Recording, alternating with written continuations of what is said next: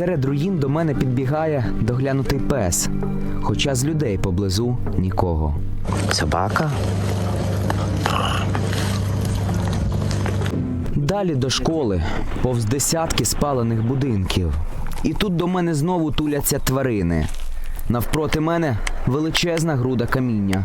Це центральний вхід до Долинської школи. Щось прилетіло, і не один раз. Немає центрального входу.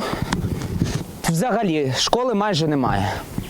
До 24 лютого 22-го тут навчалося 116 дітей.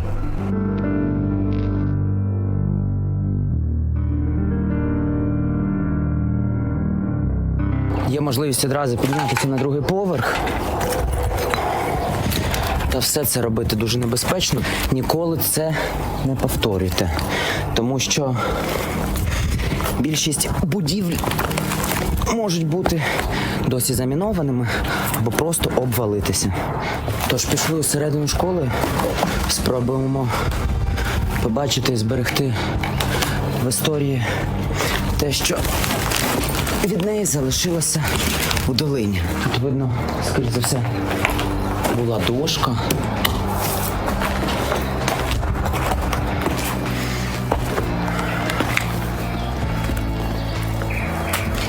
Ось так виглядає коридор. Я так розумію, це був коридор, бо ось тут вікно позаду мене і залишки стін. Ось тут теж коридор. Зараз туди підемо, подивимось, що там. Більша частина кабінетів у школі зруйнована. Над актовою залою небо, від шкільної їдальні каміння, а отак би мовити, в цілілому коридорі двері в нікуди. Це теж один зі шкільних класів Долинської школи. І, як ви можете бачити, ця будівля приблизно вся у такому стані. Тобто тут майже немає другого поверху. Знаю, що на першому поверсі знаходиться дитячий садочок. Я бачу якісь там речі. Видно, шафочки маленькі.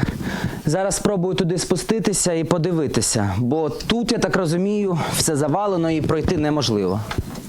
На першому поверсі школи, якщо її обійти з іншої сторони, тут, правда, вхід завалено, та я пройшов через другий поверх школи, тут був дитячий садок.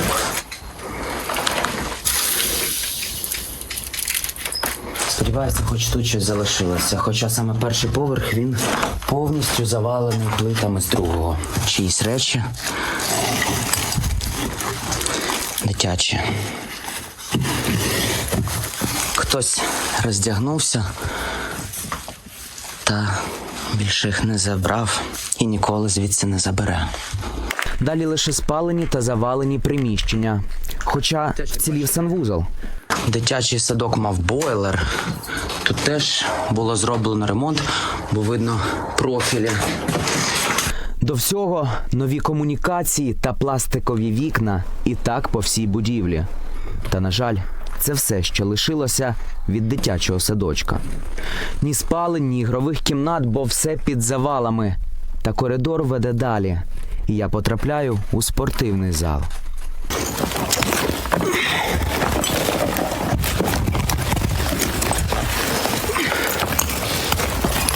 Це, звісно, робота надто складно. Та хотілося б показати все, що бачу я на власні очі. Зал. Тут займалися діти. Але, як бачите, всі стіни просто вивалені. І стеля теж. Залишився канат, є м'ячі. Тут, скоріше за все, зберігався спортивний інвентар. Чи, можливо, була якась роздягальня. Бачу у стіні діру, то лізу. А там кімната відпочинку для вчителів фізкультури. На стіні розклад, дипломи, грамоти, кубки. Тут я бачу, є телевізор. У сусідніх приміщеннях холодильник та душ. Та на цьому все. Далі пройти неможливо через завали. Ліве крило школи суцільна груда каміння. Приблизно такий вигляд мають сотні населених пунктів в усій Україні. Саме так виглядають села та міста, до яких дотягнулася рука росіянина. Вони прийшли нас просто знищити, вбити, стерти з лиця землі. І ось ця школа в долині є прикладом того, як русські освобождають русскоговорящих.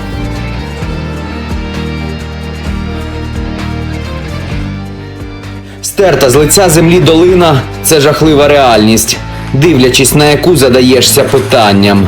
Як в Україні досі існують люди, котрі за гроші чи хвору ідею руського міра ладні наводити ракети на свої ж міста, перетворюючи їх у попіл.